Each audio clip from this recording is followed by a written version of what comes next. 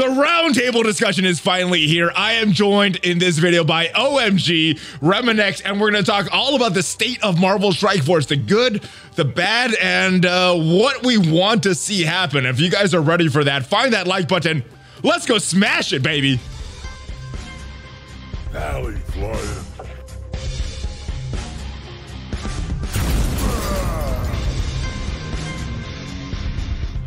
Whoa, yeah, what is up, Valley Maniacs? I am joined by my two brothers, OhEmGee, Remanx. We are talking about the state of Marvel Strike Force. We're going to talk about the blog post. We're going to talk about what was missing from the blog post, what we're having fun with right now, and what are some things we want to see change. Now, this is your first time here. Subscribe. Hit that subscribe button for more great Marvel Strike Force or whatever content on this channel, and hit that notification bell for more so you get notified as soon as a new video is up. But boom, here we are talking about this blog post, guys. There you guys are. OhEmGee, Remanx. I hope you guys are doing well. All right, what is your overall impression of this blog post? There was some good things, there was some things missing. Let's start with OhEmGee. What was your big takeaway from this blog post? Okay, well, it was kind of what I expected to happen, is that they were going to have a lot of words, acknowledge some problems, ask for more time, and then maybe you would have a good feeling after reading it, and then like an hour later you'd say, well, what did that blog post actually say? Not much. And truth be told, that's exactly the way I would have done it, because you never know what they could say. But my main issue with the blog post was with one line where it talked about how they polled top alliances. I'm afraid that some of the concerns that they're addressing there are more top heavy, glaring omissions like red stars and other issues, of course. But that was my initial thoughts right there. What was some things that you would want to see in this blog post that was not there, Remanx?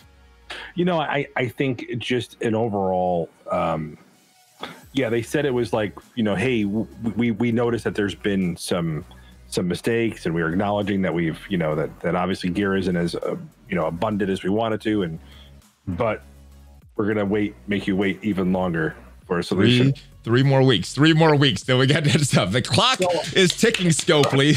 Yeah, so I guess my biggest thing is the feeling is maybe they just didn't have the specifics. You know, I don't feel like we're being ignored, but I feel like it's whack-a-mole. It's definitely at this point it's what problem does MobileGamer have? What problem does Remanx have? What problem does Valley have? What problem does Joe, player have, and Cindy player, what problems do they have? And that's the problem I think we face here is everybody's kind of amplifying their own problems, and we have to kind of get down to the nitty gritty of what's really wrong with Marvel Strike Force, and it might just come down to fun. Yeah, I mean, we were discussing this before we started recording. Different people have different issues with the game based on where they are. Newer players are having certain issues. Mid-game players having certain issues. End-game players, they're having different issues. There's not really a consensus like the community is having on what is the main issue. But I think you said it there. Fun. We discussed this couple weeks ago, MobileGamer, that what is fun about Marvel Strike Force? What is there to make this game fun for us? What are you having fun in Marvel Strike Force right now? I am, but I've had more fun. The truth be told, I think there's different kinds of fun, and people get different things out of it. Like, people enjoy hero collecting and building up their rosters, and that becomes unfun, in my opinion, when the bottlenecks are excessive. For example, new character comes out, Jubilee, and I've been having a lot of fun playing Jubilee. I'm just gonna put that out there right there. Playing X-Men and Jubilee is a lot of fun. However, it's like I get another character and I don't have training materials. So what is the point? It's like I'm not gonna be able to upgrade this character, right? And that's where it becomes not fun. Now, as far as gameplay, I have the most fun myself personally in Alliance Wars. However, matchmaking's atrocious. I want to say 2 out of 8 are competitive wars, and the other 6 are we are absolutely destroyed by Remanx. Or we absolutely destroy you, because I played against both of your alliances, right? You're not in the middle. Mine's is too low, Remanx is too high. So and neither of your alliances are fun to play against. They're just not competitive. So we have basically 2 out of 8 alliance wars are actually competitive and fun, and the other 6 are just a formality, like where the concession's made in the first 30 minutes and it's over. And RTA does none of that. Dark TA does nothing good about competitive gameplay. Matchmaking's atrocious. My opponent doesn't want to win. I don't want to win. There's no satisfaction coming out of it. Arena, there's no satisfaction because there's slingshot and lockout bugs or features. I don't know what they call exploits. I'm enjoying Doom for whatever that's worth. It's challenging. It's something to do. The new raids, it's something to do. And maybe that's not your thing, but it's something to do. And I find it to be fun. That's where I'm at. What about you, Remanx? What are you having the most fun with right now in Marvel Strike Force? So I really was having a ton of fun with like Dark Dimension 4 and the challenge and Doom, but it's like there's a common theme there. It's like we're at the end game. Did they make the end game fun, and getting there was the least amount of fun? And are the materials to get there so restricted that if I'm sitting there as the average player, I can't figure out what is the linear path to progression? And more importantly, I think the game is less fun when we have something like Skilletary come out, right? We feel like it's like Wakanda Revisited, and we're going to say why, right?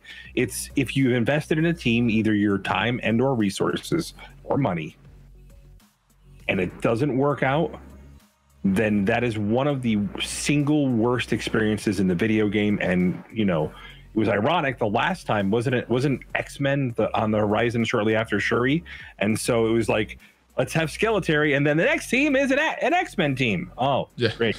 I'm glad I wasted all my resources with this team that just didn't mean it. It's like they have a certain playbook for 2020, and they're just kind of repeating it in 2021, just with different teams, different characters, different blog post timing. The community getting upset at the very early part of the year, and it's 2020 all over again. It seems like. Well, I mean, and that's a really bad look if you're trying to revisit 2020 at all. So I think the reality of it is people want to experience growth in a Hero Collector game. They want to experience growth. And I think even now they can probably say we've held the reins and shackles too long. We have to figure out how to put people on a path to success. And I'm going to say like Doom raids, like part of me is excited. Oh, next level of ISOs, but then I'm like, oh, next level of ISOs hid behind the next level of content. So something that could help players progress and like make up this power creep and get in there is being held behind the hardest level of content. And so the last piece of the puzzle is DD4 done, got my Doom. I'll say it just didn't feel as rewarding as Dark Dimension 2 was the most fun I had playing any game mode in this. If they can revisit that was the most fun I had playing anything in the most. What was the difference between Dark Dimension 2 and Dark Dimension 4 for you? Because I'm having fun playing Dark Dimension 4. There's not these enemies that are just randomly one-shotting. I could use some strategy. I could use some. I'm having fun determining which enemies to hit in the battle. Dark Dimension 4 for me is fun. Now getting there, collecting all those Gear 15 pieces is not as fun, but the actual playing it is fun. But what would you say is not as rewarding from Dark Dimension 4? Just not as many pieces. The character's not as good. Dark Doom is not as good as Ultron.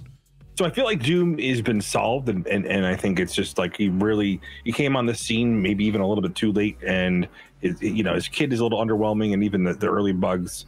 One of the things is anytime you have a threshold skill you can drain through, it doesn't work as effective. So it's good because he's featured as the boss in this raid. If he was harder and really and too hard, I don't think the Doom raids would be as fun. But it's really the Phoenix problem. When you guys get to the legendary nodes, you'll feel it. It definitely ramps up towards the last couple of boss fights. But at the end, it just felt like I wasn't. When I beat Dark Dimension 2, I was like, oh, I made some significant changes to my roster. I had a ton of gear. When I beat Dark Dimension 3, I had more gear. I was able to make some changes to my roster, able to look at characters that I wanted to bring up, specifically like release characters, as we started to make content for Dark Dimension 3. But Dark Dimension 4, it's like I'm already out of material. And it's just like and then let's take it to where the real issue is. Like, we're relatively end game players, but when I talk to other people that are just starting out the game or a year in, and they're experiencing this on an exponential level, what Remanx was just talking about right there. And that is the problem specifically, because the game can't just be a bunch of Kraken, whale, in-game players playing with themselves. Yeah. However you want to take that. You know what I mean? But, people need to come to this game, and, I want to be able to recommend this game to my friends. People should be able to have a good experience, free to play, come in, Marvel, yay, I got Spider-Man, yeah, I got Wolverine, have a good experience, and then feel like their account is moving towards something and that they're moving, forward. I hear constantly that people are saying, I've been playing the game for a year. I'm not making any progress at all. It feels like every month too much stuff comes out. I'm not moving forward, and I look at your account, and they're talking about me, and I'm not going to catch up to you. It's just not even possible unless I spend, let's not minimize it, thousands, tens thousands, maybe 100,000. I don't know. And so the game can't just be catering to in-game players, or else the game is going to dry up, and we can't. It needs to have there needs to be an experience for my friend, my next door neighbor says, hey, what game do you play on YouTube? I say, Marvel Strike Force, you should try. I hope they have a good time. I want them to get involved, right? And I don't know if there's a good path for someone starting the game today or even a year in or any of that. I really don't. That's one of the big concerns is the catch-up mechanics. One of the things that I was talking to Tony Scangili about this. One of the things that was mentioned is they're making it easier to get blue and purple gear, but blue gear for newer players not as easy. Purple gear, even for us later game players, not very easy. The bottleneck for purple gear is not expanded, so definitely some catch-up mechanics. I know one of the things they did in Star Wars Galaxy of Heroes was some of the older characters gave those double drops. I think that would be a good start in Marvel Strike Force. What else do you think is needed for newer game players to be able to have a fun experience, have that growth and development of their roster, and more importantly, have fun while doing it? What do you think would be necessary for that, or what would you like to see changed? Well, I'll give one. There's 20 things, and I'll just give one. Okay. I'll just give one. New player blitz experience is absolutely garbage. Sim blitz on a new player. The first 30 days is actually okay, right? Yes. Why? Okay, so all these new characters are. Recently, we've had a couple 3-star 100 shard unlocked characters dropped into Blitz, and a 90-day player that's already been thrown to the wolves in the full, global Blitz arena. What's the point? They're going to compete against me and Remanx and you, Valley, and what's the point? I could throw up whatever, because I have a large roster, right? And it's like, and I'm going to get my 100 shards. But nobody, everybody else is like, well, I've spent cores and I'm not even close. What's the point? That is not a good experience. And a new player is going to come in and say, well, I really wanted to get Bishop and I'm not, and I can't, and there's nothing I can do. What's the point? And there's no, and it's not even like you can even throw money at that problem, really. How you can't even throw money at that problem to fix their experience. It just doesn't work that way. So, I don't. Here's the thing. We were talking about this a little bit. We're just keep it to blitz because there's a lot of different problems. But why isn't there like multiple blitzes running at the same time? Why don't we have a Bishop blitz running? Why don't we have a Captain America blitz? Why not? How about this? Why not a gold blitz? My God, I play in that. Training mat blitz, training old characters in training mats. I would love that. Yeah, multiple blitzes seem like a decent solution. And they do this in Marvel Contest of Champions, which this whole system is based off of, right? And so they have three blitzes running simultaneously, and everybody that's really deep into the game is going to go for Bishop, let's say, right? Yeah. But there's people that are like, well, I can't compete, but I need Captain America, so I'm going to do that. And then that's that. And how is that different than what now? What does it change? It's just going to be better for some people to say, hey, I'm not going to get Captain America. I'm not going to get Bishop, so I'll go after Captain America. Stuff like that. Because if the new players aren't having fun and they feel that there's no point, they quit. Yeah. And they're gone. And I don't think that's good. And then the whales have nothing to spend money on because there's nobody to play with except other whales, and that's not what they do. What do you think? Do you think having multiple blitzes is the solution? That's one thing I've seen thrown out. I've also seen multiple shards of blitzes like we have in Arena. Do you think that would be maybe having both of those combined would be the best solution? What are your thoughts on that, Remanx? So I think multiple blitzes have like a very unique appeal appeal, right? And so I think that that's something that could probably, bridge that gap. However, the question we have is kind of the way the power creep works. There's definitely a problem where I think we've seen so many characters get outclassed so quickly, right? And just these new characters are coming out here, and some of these teams are just blowing the doors off of others, and have been if we go back in time, and anybody who didn't blitz on Black Order can go back and blitz on Black Order and get Ebony Maw. I think everybody would do it. So it's like, how do you know what to grab? And so as a new player, I think maybe the blitz should feature like good starter characters, but also like legendary rotation characters, like get characters back in there, so that even like a veteran player has to make that choice. Ooh, should I blitz for NTW or should I blitz for Bishop? And I think letting a player make that choice is good, because then you kind of have this is a great character that I got to make that choice. But at the end of the day, there's so many things affecting the power creep and a new player introduction. And I have something I had an experience with it with a different game, and I hope we can capture that here. Yeah, I mean, blitz is something that we need to be fixed, whether it be more shards, multiple blitzes. I was a big fan of Blitz Sim. I think it's a good thing, saving time, but not as good experience for mid-game players, newer players that are trying to compete in these blitzes. Red Stars, not mentioned at all. Do you think that do you think this is gonna be unaddressed in the early 2021 blog posts as well? They're not gonna even go towards Red Stars, or do you think they've heard some of the feedback say we need to address Red Stars, maybe take it even further, maybe make a Red Stars rework 3.0? What do you feel about Red Stars? Either of you guys can answer this one.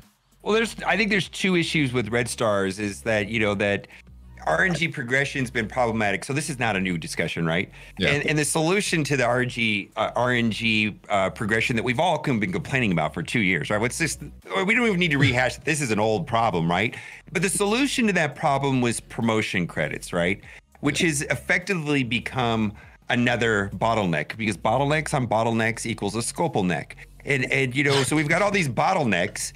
And we've got all these bottlenecks, and you know what? And it's suddenly like, depending where you are in the game, like this is a rhetorical question. Do you care if you get a 3-star anything or even a 4-star anything at some point? I mean, I'm happy with the 4-star, but I bet you if I ask Remanx, he's probably not happy with the 4-star. He needs to have a 5-star, right?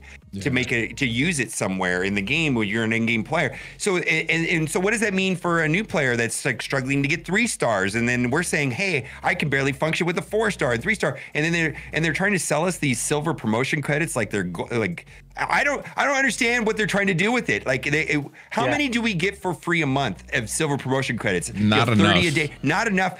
At a minimum, there should be enough to take one character from 4 to 5 stars. I don't understand why we can't at least get 150 silver promotion credits at a minimum. And the other thing too is, when let's say you saved up the promotion credits, the pain of waiting for that character to show up in the store should be the price alone. If they're gonna strangle us on the promotion credits, then don't strangle us in the store.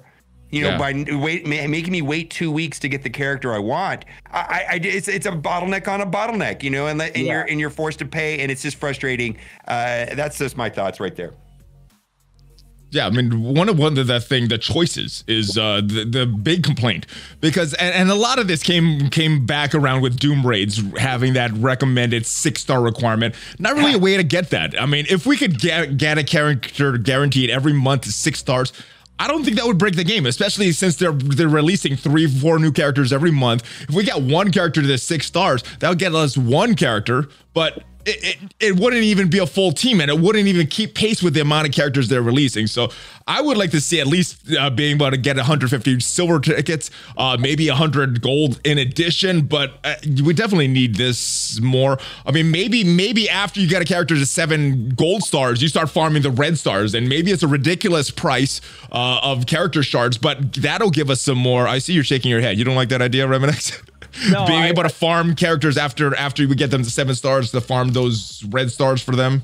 No, I think the problem you have is you've introduced this like economy, right? And so the more red stars you have, the more elite credits you generate. The more elite credits you generate, the better drops you get. And the elite credits are where like all the problems come around. The problem is it's not a linear progression, it's a random progression. And so the problem with random progression is if you add linear progression to it, you're automatically applying their philosophy, and their philosophy is still randomized, right? It's still, so now if they want to make sure we're not progressing, whatever, you know, those shards, there's no incentive for them to make like older shards, like the year one shards, more abundant on a node, because then that means that I'm going to be farming them for red stars. So it becomes you dilute this. So many issues. I forgot about the double drop if you do that for this. It's whack-a-mole. So the idea behind it is they take away a lot of player choice and make it random. And the problem we have is this, as far as a mobile game goes, the progression from, and I get that a 7-star isn't as impactful as a 7-star in other Hero Collector games, but to take it from, to add 300 more shards to get the 7-star, and then if you unlock that, if you got lucky enough to unlock that red star, look at MobileGamer, a bishop. Let's take a 6 red star bishop. It's like the best example I can think of. Yeah. He's not taking him to 6-star until he becomes farmable. You know, and we're probably looking at the current cycle. Unless they unknown. Well, there's a chance that I'll blitz well and then I'll be like short and maybe an offer will take me to 6, but who knows, right? But typically, right? Typically, I ignore them until they're farmable. I really do. Yeah, and then that's the thing is so we have to understand that there's, you know, so a character and bishop is off is bonkers good, right? And so we take that for granted, that these new characters are such value, and you know, I think we've seen it since Hela, right? Ever since Hela came out, every character's been like, wow, you know, wow, except for Skeletor, then it was wow, you know, like these characters are impactful on your roster in some way. Yeah, I think just from that element, like red stars, I think they probably need to drop like a promotion credits, and maybe like once every few months, like a 7 red star like orb or something like. I mean, if they're gonna give us RNG, something where everybody gets a chance to feel like they just hit the lotto, right? And I think that's the problem, is there's no, you know, and behind the scenes, you know, we're seeing a player friendly version of progression emerge with ISOs. Probably one of the most player friendly things that's ever happened in a mobile game, and that, you know, we'll get to that later on. Yeah. Well, I mean, why don't we start wrapping this up, and we'll talk about ISO 8 a little more detail on the OhMGee video, but and old bottlenecks. I'm gonna tell you what we're gonna talk about. We're gonna talk about old bottlenecks, like purple gear, even blue gear, gold, baby, because this is the stuff that's driving there's some stuff. Yeah, there's some stuff that drives me crazy as an in-game player, but there's stuff that drives everybody crazy. We got to talk about that. Yeah, we're definitely talking about that. Before we go and switch over the rest of the video on your channel, what is one thing you want to see from this early 2021 blog post? What is the biggest thing that you want to see, MobileGamer? Okay. Okay, so most of this video has been talking about progression and bottlenecks and the frustrations that are implemented. I feel like a lot of those problems go away if the game modes are fun. I remember back in the day playing Counter-Strike for billions of hours for nothing. I didn't care about rewards or leveling anything, right? It was just literally I loved the game. And if that, so many of these issues go away if the game is actually fun. So that's the type of solutions that I'm looking for from the developers. I like it. Remanx, what is the biggest thing that you would like to see from this early 2021 blog post as soon as it comes out?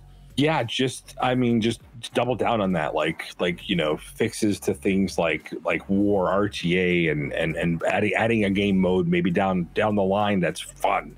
Like, you know, like let's challenge Galactus, like whatever, coming the end of 2021, challenging the server or community-wide challenge, like and just to get us something that get like hype and hopefully they implement it in a way that is fun, right? Because we didn't hate RTA when we were calling it the real-time PvP, and we thought that there was some promise to it, but the way that it got implemented was like, what? Where's the draft go? That was part of the fun. Yeah, well, we'll see what happens with it, but I do gotta reiterate with that. All these problems. Fun will make it stuff, make game modes that emphasize winning, game modes that emphasize actually playing and not just autoing this thing. It can be fun. So yeah, I would like to see that as like a general thing. Yeah, the game is fun. I mean, I love the game, obviously. It's just like something's missing, especially with this RTA. For me, it's just like, I don't know what this is. This is just Blitz, a different version of Blitz to me somehow. Sort of worse, because Blitz you want to win and get the points. For RTA, you don't even need. You just need the objectives. So hopefully they figure that stuff out, guys. But yes, I am still having fun in certain game modes, not the entire game, but there's a lot that makes me still want to play. I will see you guys over at OhEmGee's channel, and I will see you guys next time. Thank you for joining me. Hopefully you guys enjoyed this video. Check out the link down below. See the continuation of this conversation. Thank you for joining me. Check out some of my other videos. Check me out on social media. And I know you can't see me, but give me that Hulk fist bump, OhEmGee and MobileGamer. I can see your fist there. Yeah, baby. ValleyFlyin, OhEmGee, Remanx, out. I'm dancing. Everybody on your feet, dance. I can see you dancing. He's dancing very well, my friend. He's a dancing machine. You can't twerk like that. Oh, look at that twerking from Remanx, baby.